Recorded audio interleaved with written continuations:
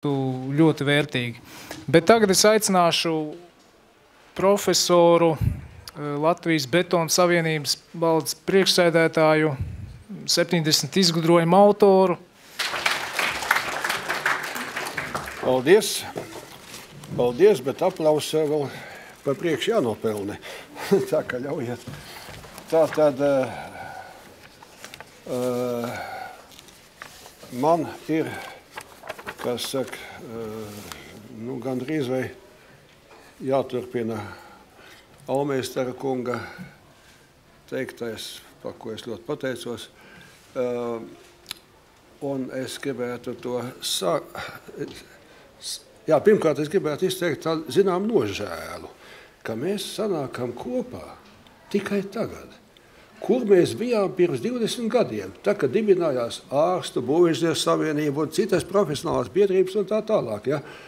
Un es meklēju izskaidrojumu, kāpēc mēs esam tik vēlu sanākuši uz pirmo, dibinājušies mēs esam šī gada sākumā, ja? Bet uz pirmo konferenci sanākam. Ja? Un es izskaidrojumu atradu tādu, kā saka, ka izgudrotāji atšķirībā no ārstiem, inženieriem un tā tālāk, ka viņi visi ir lieli individuālisti, solisti. Katrs grib strādāt par sevi. Un ārkārtīgi grūti droši vien ir no 100 solistiem, cik tad būs tagad, ja, uztaisīt vienu kori. Neiznāks koris, bet es domāju, ka tomēr tas ir jādara, lai mēs varētu kopīgi sasniegt, tā sakot, panākumus, gan cīnoties ar gandrīz vai pateicis ar valsts plānu komiteju, bet, kā saka, valdība, lai panāktu tomēr valsts atbalstu zinātnei un jaunradei. Tātad, un vēl es gribētu, varbūt, Almeistara kungs man piekritīs droši vien, kā saka, Zviedrijā es dzirdēju Albīna kompānijas, kāds pazīstiet, ja, tā sakot, tādu ārkārtīgi īsu formulu. Kas ir patents? Patents ir 2 vārdi. Vienkāršāk vairs nevar. Legalizēts monopols. Var piekrist tam, ja? Ja? Tātad es esmu uzņēmies, kā saka, tā runāt par 2 ceļiem, gan kā no zinātnes, gan kā no prakses, nonākt pie izgudrojuma.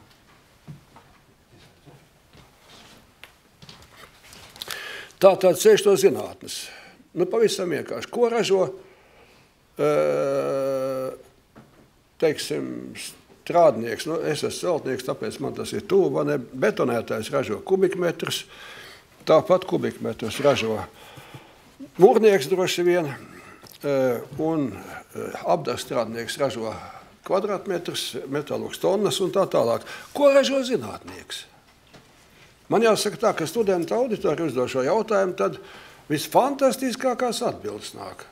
Un neviens nepasaka skaidri, kā zinātnieks ražo jaunu informāciju par kaut ko, vienalga, par astronomiju, par mehāniku, par materiāliem, vienalga, par medicīnu, ražo jaunu informāciju. Lūk, un šo jaunu informāciju tātad ir pieņemts sadalīt 2 daļās. Ir tātad informācija par dabiskiem objektiem, kosmosu, dzīvniekiem, cilvēkiem, ģeoloģiju un tā tālāk. Tās ir fundamentālās zinātnes par fiziku, ķīmiju. Un otrs ir zinātne par cilvēka radītiem objektiem. Tās ir tehniskās zinātnes par materiāliem, ierīcēm, procesiem un tā tālāk, ko mēs esam radījuši. Bet kas tad ir tehnika? No kurienes nāk vārds tehnika? Godējamies studenti. Oi, atvainojiet. Jā, tātad, no kurienes nāk vārds tehnika?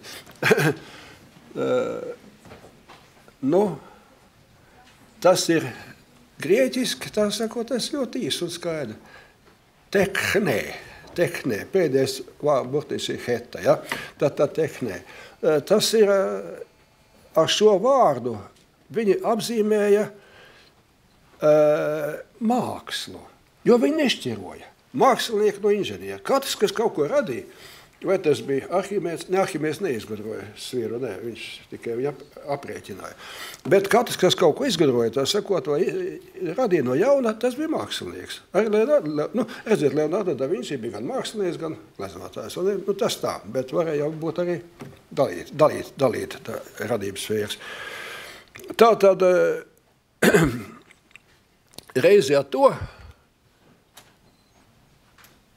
lai man piedod mākslinieki, jo tie mākslinieki un arhitekti var būt klāt, tas sakot, es gribētu arī inženieru zinātnes un inženieru darbu tāpat pieskaitīt pie radošām profesijām, kaut gan mākslinieki, komponisti un tā tālāk gleznotāji uzskata, ka viņi ir radošie un tie pārējie tikai inženieru tehniskie izpildītāji. Tā tas nav. Mēs arī radām, mēs varam radīt un mums noteikti jārada kaut kas jauns, jo citādi mēs, kā saka, vēl nebūsim no kokiem nokāpuši. Nebūtu nokāpuši, ja? Tātad par tehniskā darba procesa veicējiem jārunā sīkāk. Tātad, ko dara prakses inženieris?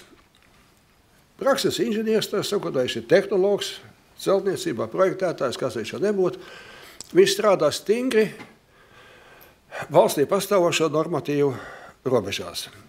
Ja kāds to pārkāpj, iestājas atbildība. Bet tas nenozīmē, ka viņš nevar arī kaut ko jaunu radīt. Viņš var radīt kaut ko jaunu arī, teiksim, nepārkāpjot normatīvus.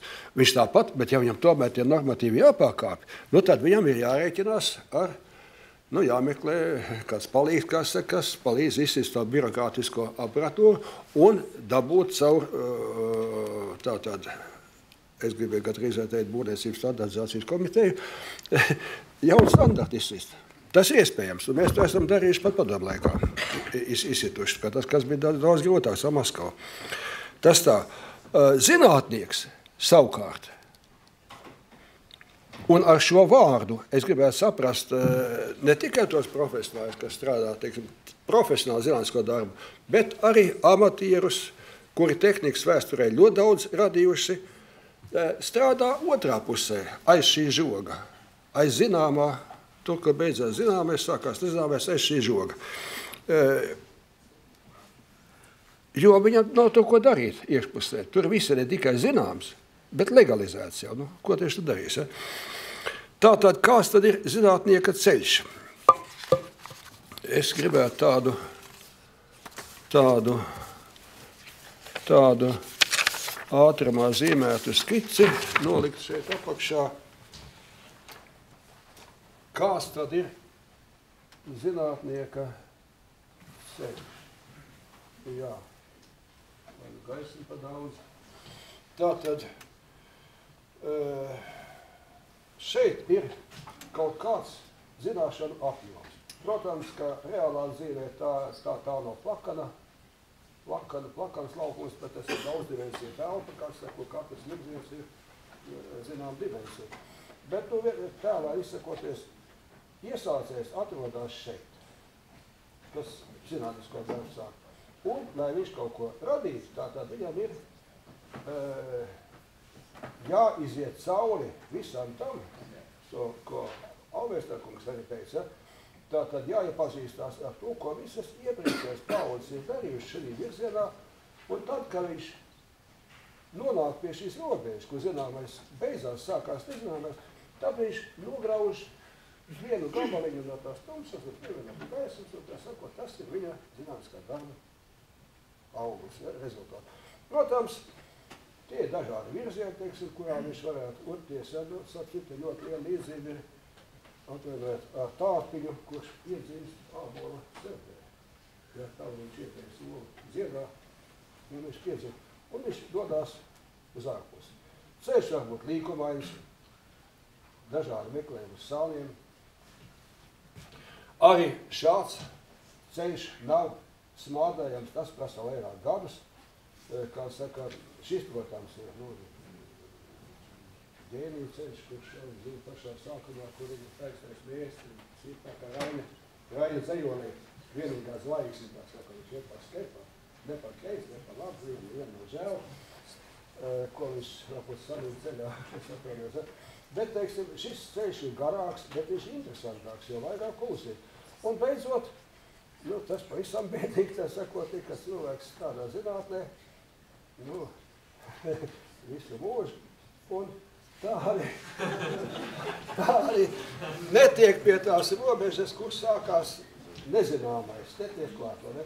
Nu, šeit tā vēlreiz es mēģinu iezīmēt, tā sakot, kā šī sfēra pastāvīgi paplašinās, un tas, respektīvi tā saskarsme, kur zināmais ar nezināmo satiekās, tas arvien vairāk paplašinās, kā Aristoteles teica, jo vairāk tu zini, jo plašāk ir tava saskarsme nezināmo, un jo vairāk tev paceļas jautājumi. Un tā tālāk, un tas iet bezgalīgi, un nekad atbildes uz šiem visiem jautājumiem nebūs, jo priekš tam gan cilvēku dzīvei pa īsu, un gan arī nākotnī pa īsu, un varbūt ka arī cilvēka kā sugas eksistence nav pārāk gara. Visādi var gadīties. Tātad zinātnieks ar saviem eksperimentiem, mērķim atbilstošiem eksperimentiem, vai arī ar teorētisko darbu, tātad teorētiskais darbs, kādas priekšrocības teorētiskam darbam, viņš ir lētāks, daudz lētāks, vai ne? Tātad viņš nonāk pie kaut kāda mērķa, un tie teorētiskie, kā saka, teorētiskie pētījumi beigās arī būs eksperimentāli, jāpārbauda, un darbs beidzās ar jaunu patiesību apkopojumu slēdzieniem. Tad ar to viņa zinātniskā padoma apsveic, piešķir grādu un kādu citu iepriecinājumu. Tā, bet tagad ko darīt tālāk? Kā no zinātniskā darba iegūt peļņu? Pašam, savai firmai, augstskolai vai kam? Pretējā gadījumā zinātniskais darbs ir vienīgi izdevumi. Vismaz pagaidām tas ir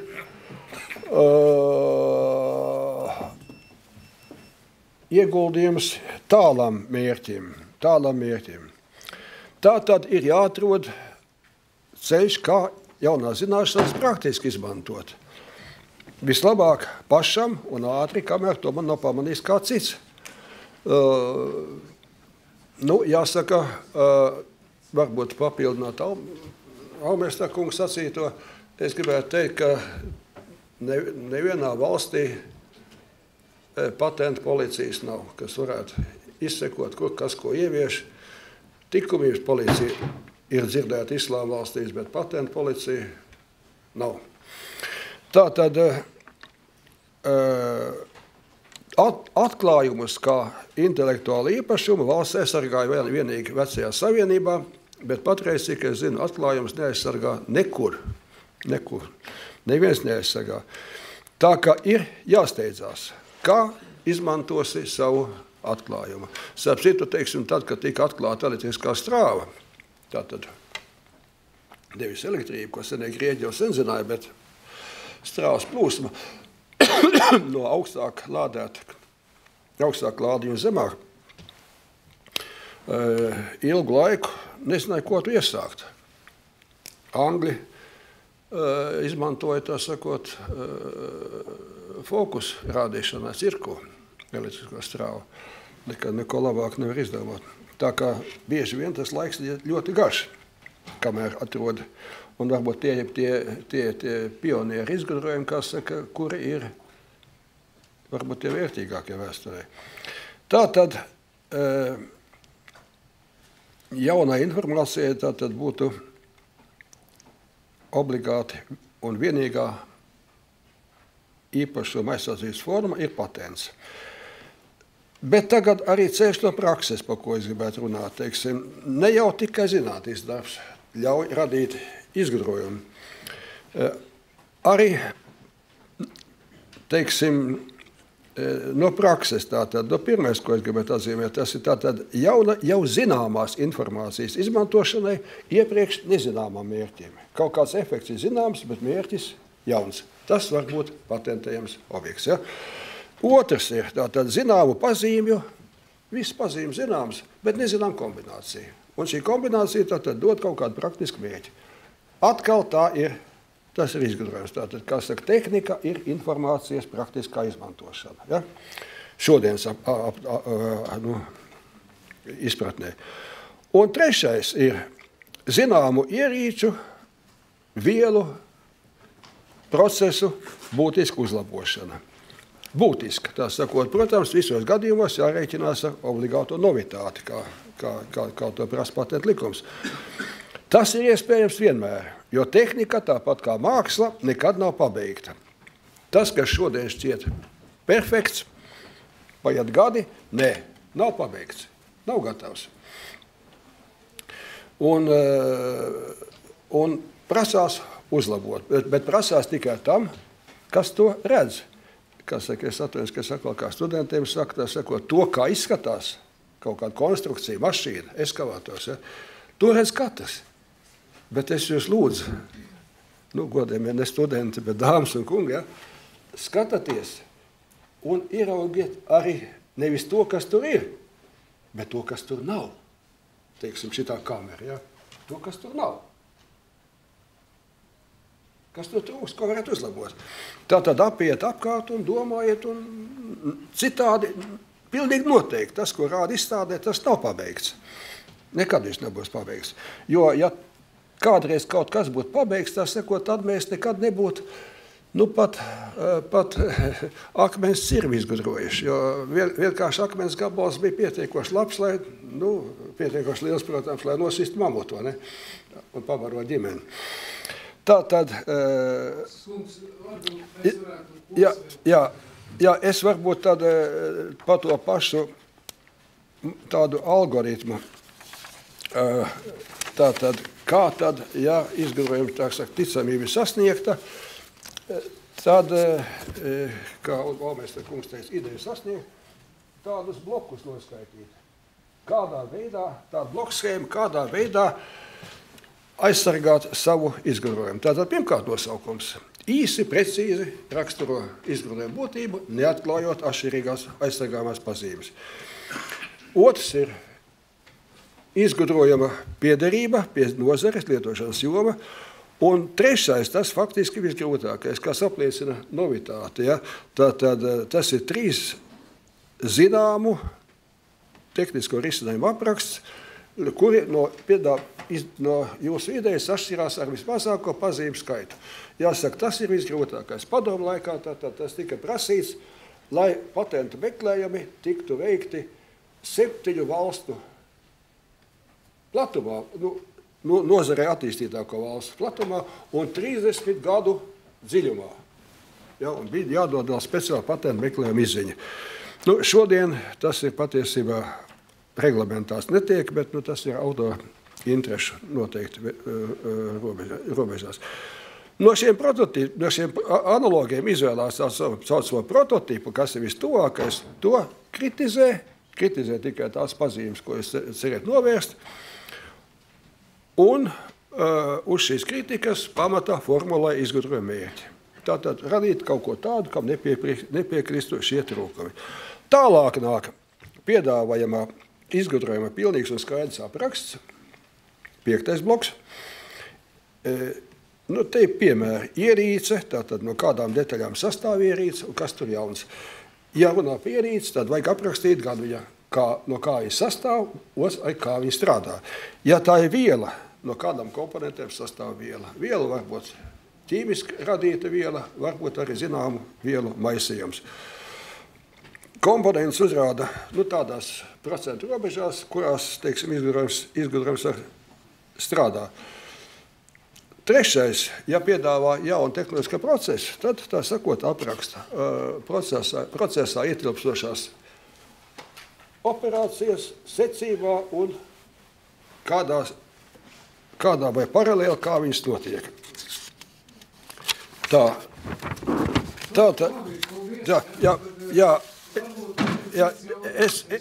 Es par šo te bloku gribētu tik tiešām... Jau 25 minūtes. Tiešām, jā?